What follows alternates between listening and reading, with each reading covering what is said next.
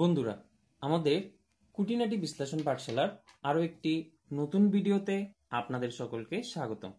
আজকে আমরা বৃত্ত নিয়ে খুঁটিনাটি বিশ্লেষণ করব। আসুন, বৃত্ত কাকে বলে? বৃত্ত একটি আবদ্ধ বক্ররেখা। দেখুন, আমি যদি একটি বৃত্ত আঁকি, এটি কখনো সোজা নয়, অর্থাৎ এটা সরলরেখা নয়। সরলরেখা যদি না হয় তখন সেটাকে আমরা বলি বক্ররেখা। তাহলে বৃত্ত একটি আবদ্ধ বক্ররেখা। আবদ্ধ কেন?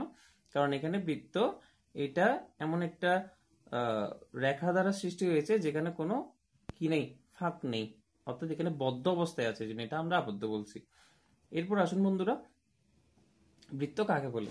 যখন কোনো একটি বিন্দু থেকে তার সঞ্চার পথের দূরত্ব সর্বদা সমান হয় তখন তাকে বৃত্ত বলে।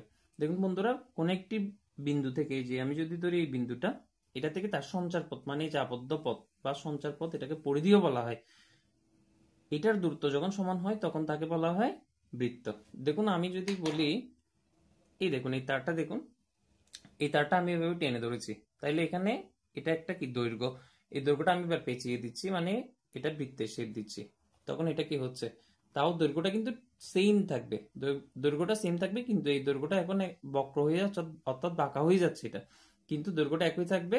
অর্থাৎ আমি যখন একটা বৃত্ত আঁকবো, তার পরিধিটা কি, তার দৈর্ঘ্য। অর্থাৎ দেখুন, দেখুন তার মানে এটা যদি আমি সরলরেখা চিন্তা করি তখন এটা দৈর্ঘ্য, আবার যদি বক্ররেখা চিন্তা করি তখনও এই দৈর্ঘ্যটাই থাকে, অর্থাৎ এখানে কোনো পরিবর্তন হয় না।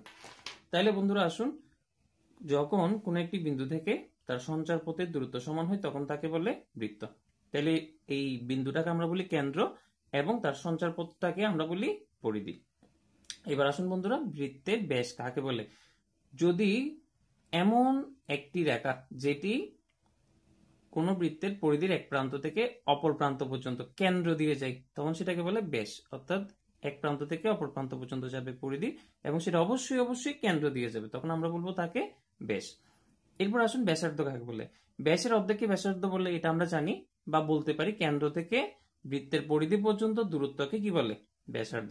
আর সব সময় ব্যাস হলো ব্যাসার্ধের দ্বিগুণ আর ব্যাসার্ধ ব্যাসের অর্ধেক। অর্থাৎ আমরা যদি ব্যাসকে যদি 2r বলি তাইলে ব্যাসার্ধ হবে আর। এরপর আসুন বন্ধুরা, জ্যা হলো বৃত্তের পরিধির এক প্রান্ত থেকে অপর প্রান্ত পর্যন্ত একটা সরলরেখা যেটা কেন্দ্র দিয়ে যাবে না।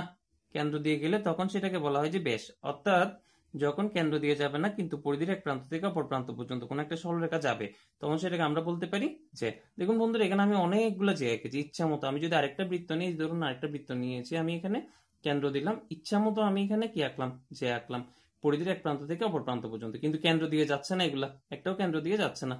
কিন্তু যখন কেন্দ্র দিয়ে যাবে তখন আমরা তাকে বলবো ব্যাস। অর্থাৎ এখানে আরেকটা বিষয় লক্ষ্য করুন বন্ধুরা, যদি পরিধির এক প্রান্ত থেকে অপর প্রান্ত পর্যন্ত কেন্দ্র দিয়ে যায় তখন সেই সরলরেখাটাকে আমরা বলি ব্যাস এবং এটাকে বৃহত্তম জ্যা বলা হয়।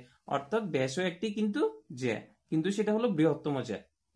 তাহলে বন্ধুরা, আশা করছি আমাদের আজকের ভিডিও আপনাদের অনেক উপকার আসবে। যদি আমাদের আজকের ভিডিও আপনাদের ভালো লেগে থাকে তাহলে সবাই আমার চ্যানেলটি সাবস্ক্রাইব করে সাথে থাকবেন। ধন্যবাদ।